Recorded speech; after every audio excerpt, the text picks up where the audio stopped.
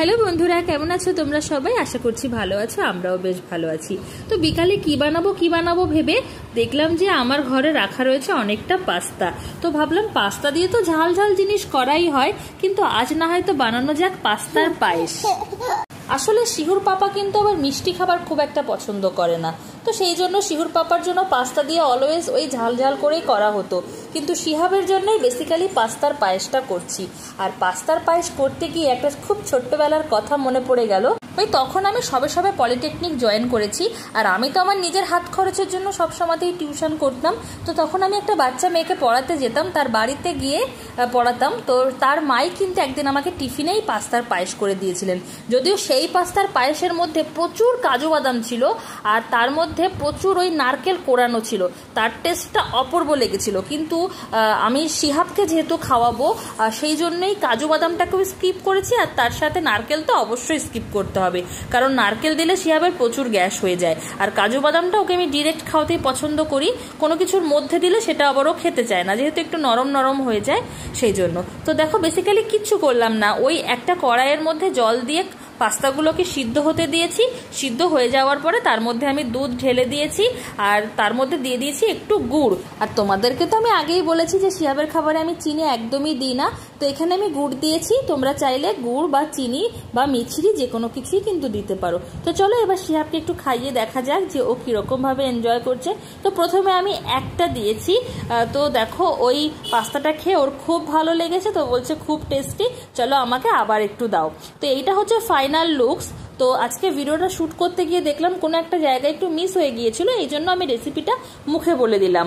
তো চলো এবার শিহাবকে ধীরে ধীরে খাইয়ে নেওয়া যাক। তো দেখতেই পাচ্ছ শিহাবকে আমি একটু একটু করে দিয়ে দিচ্ছি, আর ও কিন্তু একদমই মুখ ঘোরাচ্ছে না, ও খুব এনজয় করে খাচ্ছে।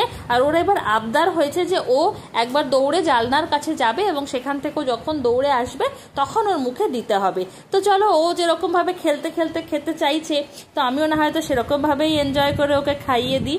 এই দেখো, দেখেছো তো যেটা বললাম, যে ও একবার করে দৌড়ে যাচ্ছে, গিয়ে ওর খাওয়া হয়ে গেলে আবার দৌড়ে আসছে, তখন এসে আবার আমার কাছ থেকে এক চামচ করে নিয়ে যাচ্ছে।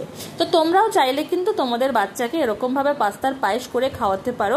যেহেতু পাস্তাটা সুজি দিয়ে তৈরি হয়, সেক্ষেত্রে বাচ্চাদের জন্য কিন্তু একদমই হার্মফুল নয়। আর যেহেতু এর মধ্যে আমি কোনো রকম কিছু অ্যাড করছি না, সেক্ষেত্রে বাচ্চাদের গ্যাস হওয়ারও কিন্তু কোনো সম্ভাবনা নেই। তো চলো এবার খাওয়া দাওয়া করে একটু বিকালের দিকে বেরোতে হবে। বিকাল হলে শিহাবকে নিয়ে বাইরে বেরোতে হবে, এটা আমাদের রোজকার একদম ধরা বাঁধা ডিউটি। কিন্তু রোজই নিয়ে ওকে হয়তো একটু পার্কের দিকে যাই, বা বাজারে কোনো কাজ থাকলে বেরোই, অথবা পার্কে ঘুরে তারপরে বাজার করে আসি। তো আজকে বেসিক্যালি পার্কে যাব না, আজকে বাজারেই মেইন কিছু কাজকর্ম রয়েছে। তো চলো বাজারের কাজগুলো একটু টুকটুক করে সেরে নিই। তো দেখলাম আমার অনেক কিছু শেষ হয়ে গেছে, তো সেইগুলোই টুকটুক করে কিনে নিতে হবে। ওই কিছু শ্যাম্পু, কন্ডিশনার, তারপর শিহাবের ডেটস, এরকম বিভিন্ন জিনিস শেষ হয়ে গেছে, সেগুলো কিনে নিচ্ছি। তো দেখো একদম স্টেশনের কাছেই এই শপটা, আমরা এখান থেকেই কিনি। এটা হচ্ছে একদম গ্রেট ইস্টার্নের উল্টো দিকে। তো যাই হোক, শিহাব দেখো বাইরে দাঁড়িয়ে আছে, আর এখানে দাঁড়িয়ে বিভিন্ন লোকের বাইক রয়েছে, স্কুটি রয়েছে, ওইগুলোর গ্লাসে মিররে ও কিন্তু নিজেকে দেখছে। তো যাই হোক, ওর পাপা ওর ডেটসটা ওকে দিয়ে দিয়েছে, ও যেটা খায় প্রত্যেক দিন ওটা নিয়েই ও দাঁড়িয়ে আছে।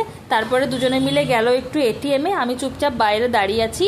আর এই যে চায়ের দোকানটা, এখান থেকেই আমরা চা কিনে থাকি। তো শিহুর পাপা এটিএম থেকে ফিরে শিহাবকে আমার কাছে দিয়ে ও নিজেই চলে গেল চা কিনতে, কারণ শিহাব তো খুব দুষ্টু করে, এখন ওকে নিয়ে কোনো দোকানে পাটে যাওয়া খুব মুশকিল, খুব ডিস্টার্ব করে, এটা দাও ওটা দাও, এটা পেড়ে দাও ওটা নামিয়ে দাও, খুব ডিস্টার্ব করে। এই জন্য শিহুকে আমার কাছে দিয়ে ওর পাপাই কিন্তু চায়ের এই স্টোরটাই গেছে।